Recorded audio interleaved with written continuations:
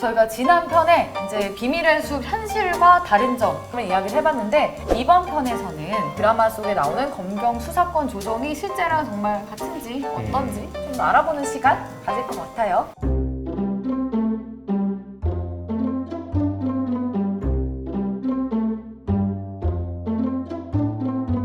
이제 현실 고증이 좀 잘 됐다 싶은 부분을 좀 살펴보는데 워라밸 드라마를 보면 홍시목 검사가 밥을 잘 못 먹더라고요. 그래서 별명도 막 프로 한 입만 검사라고 불릴 정도던데 진짜로 좀 그런 모습이 많이 봤는지 궁금하거든요. 내 그 생각엔 드라마보다 더한 것 같아. 드라마는 그래도 집은 가잖아. 실제 검사들은 집에 못 가. 특검할 때도 사실 라꾸라꾸가 있었고요.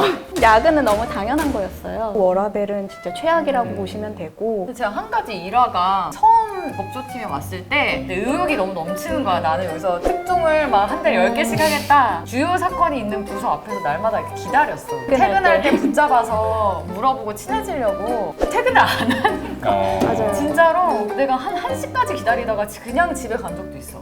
드라마 보면서 진짜 현실의 검사, 현실의 경찰 생각나는 사람 있나요? 주변이 갑자기 주변이요? 갑자기 소개를 안 해. 뭐 설명을 하고 주변이라고. 주변이 봤을 때 이 비밀의 숲에서 생각나는 캐릭터. 시즌 1에 보면은 이창준이라는 캐릭터가 나와요. 이분이 이제 재벌 사이면서 서부지검 차장을 하다가 검사장으로 승진을 하고 민정수석까지 달아요. 전형적인 검찰 간부 엘리트 코스를 밟은 그쵸, 건데 이 현실에서 보면은 사실 딱 떠오르는 분이 있네요, 그분. 최근 70년대, 80년대 알지? 그때는 결혼할 때 뭐 키 3개 받고 들어간다. 아무래도 재벌 입장에서는 검사 사이를 좋아할 수밖에 없어요. 친구도 딱 검사 되자마자 제가 아는 기업으로 이제 다 소개팅이 들어오더라고요. 진짜? 우와. 너무 부러움에 눈빛을. 김용 기자 뭐 안 들어오나요? 기억은 비밀의 숲이 메인 테마가 그래서 검경 수사권 조정인데 뭐야? 그러니까 쉽게 말해서 경찰이 수사를 하고 이제 검찰이 수사를 지휘를 하게 되어 있는데 이거를 좀 더 경찰에게 힘을 실어주자는 거지. 한마디로 권한을 가져오려는 자와 권한을 안 뺏기려고 이렇게 막는 자 간의 줄다리기 싸움이 계속되고 있는 거고 큰 틀에서 어쨌든 경찰이 우리가 가져온다고까지는 났어. 뭘 더 조금씩 나눌 건지가 아직 까고 있다. 세 가지가 핵심이라고 보시면 될 것 같아요. 수사를 지휘하는 수사지휘권, 수사를 종결시키는 수사종결권, 영장을 청구하는 영장 청구권. 원래는 경찰에게 수사를 지휘를 했었어요. 그러다 보니까 경찰 입장에서는 짜증나는 거예요. 맨날 이제 간섭하는 거 싫다. 자체적으로 수사를 하게 해달라. 그 부분에 대해서 논의가 있는 거고 경찰이 수사를 했는데 만약에 이 사람이 무혐의 같아요. 그래서 수사를 종결하고 싶은데 검찰한테 무조건 올려야 돼요. 중요한 몇 가지 범죄 말고는 경찰이 내부적으로 종결을 할 수 있게 바뀌는 게 수사 종결권 부분이고요. 피해자를 구속하거나 압수수색을 할 때 영장을 받아야 돼요. 신청한다고 바로 올라가는 게 아니라 반드시 검사를 거쳐야 돼요. 경찰 입장에서는 검찰이 너무 권력이 세다. 검찰 입장에서는 너희들이 너무 남발하기 전에 내가 한번 검토를 해야 된다. 이렇게 주장을 하고 있는 거고 이 부분은 이제 계속 싸우고 있는 부분이라고 보시면 될 것 같아요.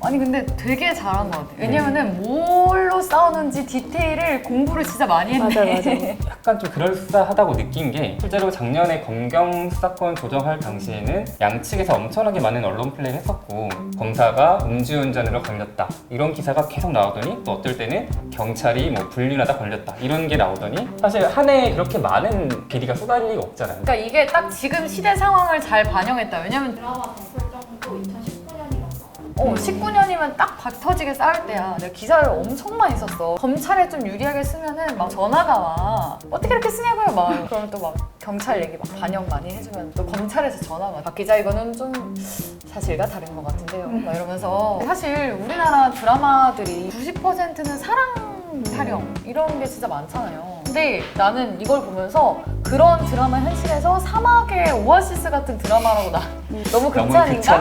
그때 현실 고증을 너무 잘했고 제가 이 특검 들어갔을 때 부장검사 출신 변호사님이 혹시 너 비밀의 숲 봤니? 그거 보면은 검찰에 대해서 좀 이해를 할 수 있을 거야. 이렇게 말씀하실 정도로 진짜? 뭐예요? 하지만 안 보고 갔죠? 조금은 맞습니다. 아니 그거는. 그때 보라고 했을 때 왜 안 보셨어요? 너무 바빴습니다. 변호사도 워라벨이 안 좋아요. 그렇죠. 예.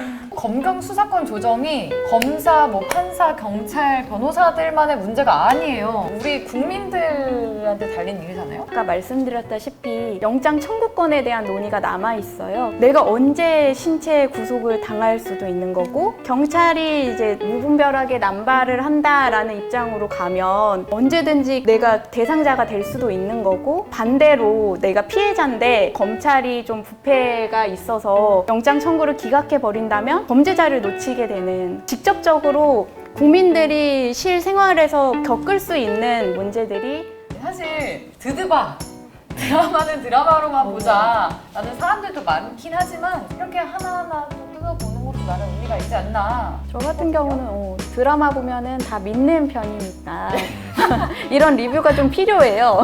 이게 아무래도 지금 현실에서 나타나고 있는 우리의 이슈이기 때문에 현실로 착각을 할 수도 있는 요소가 분명히 있기 때문에 저희가 이렇게 좀 얘기를 하는 건 의미가 있다고 생각을 해요. 뭐 드라마나 영화를 보면서 이거는 그럼 진짜예요? 이거는 얼마나 같아요? 이런 궁금한 거 있으시면은 댓글로 달아주세요. 여러분 댓글을 달아주셔야 다음 편이 나옵니다. 부탁드려요.